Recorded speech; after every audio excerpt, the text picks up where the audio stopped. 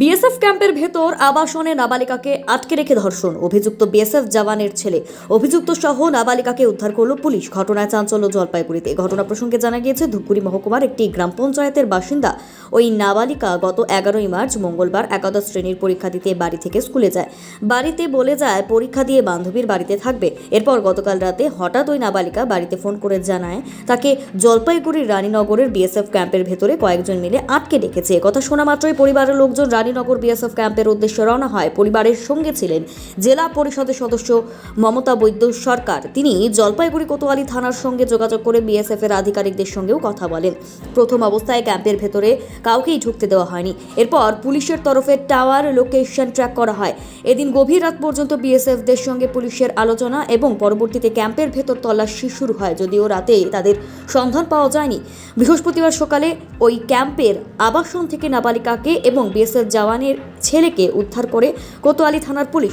নাবালিকার পরিবারের অভিযোগ, বিএসএফ জওয়ানের ছেলে এবং আরও বেশ কয়েকজন ক্যাম্পের আবাসনে তাকে আটকে রাখে। ওই নাবালিকাকে নেশা জাতীয় দ্রব্য সেবন করা এবং তাকে ধর্ষণ করে বলেও অভিযোগ। বৃহস্পতিবার বিকেলে ধূপগুড়ি থানায় নাবালিকার পরিবারের তরফে ওই অভিযুক্তের নামে লিখিত অভিযোগ দায়ের করা হয়েছে। তবে কিভাবে নাবালিকা এবং বিএসএফ ক্যাম্পের ভেতরে গেল এবং ছেলেটির সঙ্গে কিভাবে পরিচয়, ইতিমধ্যে পুরো ঘটনার তদন্ত শুরু করেছে পুলিশ। তবে বিএসএফ ক্যাম্পের আবাসনে এই ঘটনায় তাদের ভূমিকা নিয়ে প্রশ্ন তুলছে নির্যাতিতার পরিবার। অ্যাকচুয়ালি আমাদের ধূপগুড়ি মহকুমার অন্তর্গত একটা নাবালিকা মেয়েকে বিএসএফে কর্মরত রানীনগর ক্যাম্পের আন্ডার সেখানে কোয়ার্টার থেকে আজকে উদ্ধার করা হয়। যে ছেলেটি সেও নাবালক। একটা ট্র্যাপে পড়ে ফোনের মাধ্যমে যোগাযোগ হয়েছিল ছেলেটা এবং মেয়েটার, এবং মেয়ের বাবা যখন আমাকে যোগাযোগ করলো, আমি মেয়েটার সঙ্গে যোগাযোগ করি। লোকেশন অনুযায়ী জানতে পারলাম রানীনগর বিএসএফ ক্যাম্পের ভেতরে মেয়েটা আছে। আমি কোতোয়ালি থানার আইসি সাহেবের সঙ্গে প্রথমে ফোনে যোগাযোগ করি, লোকেশন এবং আমার সঙ্গে ওই মুহূর্তে মেয়েটার যে কথা হয়েছিল সমস্ত কল রেকর্ডিং থেকে সবকিছু আমি কোতোয়ালি থানাকে জানাই, হেল্প করার জন্য বলি সর্বসময়, এবং আমাদের ধূপগুড়ি থানার আইসি সাহেবের সঙ্গে কালকে যোগাযোগ করি এবং কোতোয়ালি থানা সর্বত্রভাবে আমাদেরকে কালকে সাহায্য করেছে। থানার পদাধিকার অফিসারদের দিয়ে কালকে সারা রাত আমাদের সঙ্গে ছিলেন। আমরাও পরিবারের লোকজনকে নিয়ে সারা রাত এখানে ছিলাম। যেহেতু ক্যাম্পাসের ভেতরের ব্যাপার, বিএসএফ ক্যাম্পের ভেতরে আমরা সাধারণ মানুষ যেতে পারিনি, আমাদেরকে ঢুকতে দেওয়া হয়নি। ওনাদের বিভিন্ন রুলস অ্যান্ড রেগুলেশনের ব্যাপার ছিল। তা আমাদের সেই সময় ওনাদের উচ্চপদস্থ আধিকারিকদের ওনারা ডেকে আনে, এবং ডেকে আনার পর ওনারাও একটা লজ্জাজনক ব্যাপার মধ্যে পড়ে যে ইন্ডিয়ান আর্মি প্রশাসন যাদের হাতে আছে তাদের মধ্যে থেকে কী করে এই ধরনের একটা ঘটনা হয়। আর আমরা গেটের বাইরে 1.5 থেকে 2 ঘন্টার উপরে দাঁড়িয়েছিলাম। পরে আমি অফিসারদেরকে বলতে বাধ্য হলাম যে আমরা কতক্ষণ আর ধৈর্য ধরে দাঁড়িয়ে থাকবো, আমাদেরকেও যেতে দিচ্ছেন না, আপনারাও কিছু করছেন না, আপনারা যান।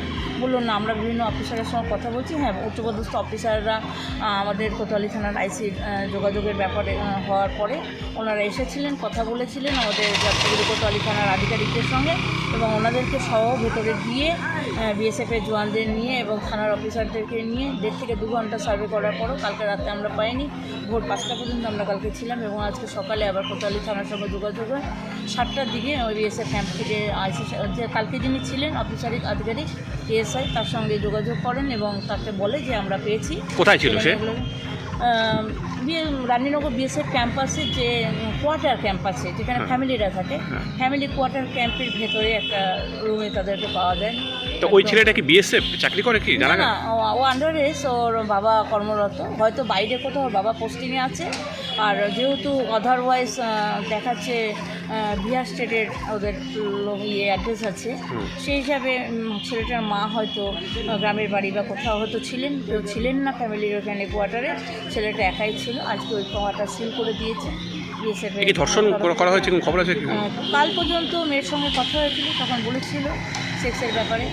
আর আজকে যখন আমি থানায় গিয়ে মেয়েটা জবান নিই, তখন জবানে শুনতে পাই যে ওকে, আমার কাছে আরও অনেক প্রমাণ আছে যেগুলো আর কি মেয়েটার সঙ্গে হয়। মেয়েটার এমন অবস্থা করে দিয়েছিল যে নেশাগ্রস্ত করে মেয়েটার তারপরে আর কোনো খবর ছিল না। আমরা যতবার ওখানে থেকে ফোন করেছিলাম, ওরা তারাই 3টে, 3:30, 4টা পর্যন্ত মেয়েটা ফোনটা তুলতে পারেনি বা তুলতে দেওয়া হয়নি।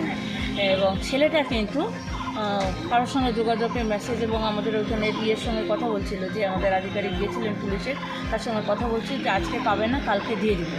তো যাই হোক, আমাদেরকে বিএসএফ এবং পুলিশের সহায়তায়, কোতোয়ালি থানার পুলিশের সহযোগিতায় আমরা কালকে পারিনি। আজকে সকালে সেখান থেকে আমাদের উদ্ধার করে কলে থানা নিয়ে এসছে। যেহেতু আমার ধূপগুড়ি লোকাল থানা এবং ধূপগুড়ি মহকুমার কেস, আমি তাই কেসটাকে ধূপগুড়ি থানার অন্তর্গত করাচ্ছি, কারণ এখান থেকে আমাদের জানতে বুঝতে পড়তে কিভাবে পরিচয় হয়েছিল মেয়েটির সাথে ছেলেটির? নিশ্চয়ই ফোনের মাধ্যমে। আজকাল তো ডিজিটাল যুগ, ছেলেমেয়েরা মেয়ে কি কোন ক্লাসে পড়ে মেয়ে? 11-এর পরীক্ষা চলছিল। 11-এর পরীক্ষা এখনো। মানে মাদক খাইয়ে দেওয়া হয় তাকে? হ্যাঁ, একদম। মানে কতদিন আগে কি করে বিএসএফ ক্যাম্পের কোয়ার্টারের ভেতরে ড্রাগস থেকে শুরু করে বাউন্সেগার, গাঁজা, মদ কী করে একটা কোয়ার্টারের ভেতরে ছিল এগুলো সব না? হ্যাঁ, এগুলো আছে, প্রমাণ আছে, সেগুলো ছিল। সের ওপরে মানে ভাবা যায় না, যেটা আর কি আমরা ভাবতে পারি না, একটা রেসপেক্টেবল প্লেস। সেখান থেকে এগুলো ওই ঘরে যা ছিল, যারা আধিকারিকরা আজকে গিয়েছিলেন তারা নিশ্চয়ই দেখছে ঘরের খুব নোংরা পরিস্থিতি। মহিলা পুলিশ আমাকে বললেন যে এত নোংরা পরিবেশ হতে পারে, আমাদের সেটা জানা থাকছে। ছেলেকে পুলিশ গ্রেপ্তার করেছে? হ্যাঁ, ছেলে মেয়ে দুজনকে তুলে এনেছে এবং একটু পরে হয়তো ধুপগুড়ি থানাতেও নিয়ে আসা হবে এবং মেডিকেলের মাধ্যমে জানা যাবে যে মেয়েটার কতটা কী ক্ষতি হয়েছে না হয়েছে। আমি চাইবো সঠিক তদন্ত হোক এবং ছেলেটার শাস্তি হোক। ছেলে মেয়ে দুজনে যদিও অপরাধী, তবু আমি বলবো যে দুজনে আন্ডারে যে প্রসেস অনুযায়ী সরকারি যা শাস্তি যার হওয়া উচিত, তাই জন্য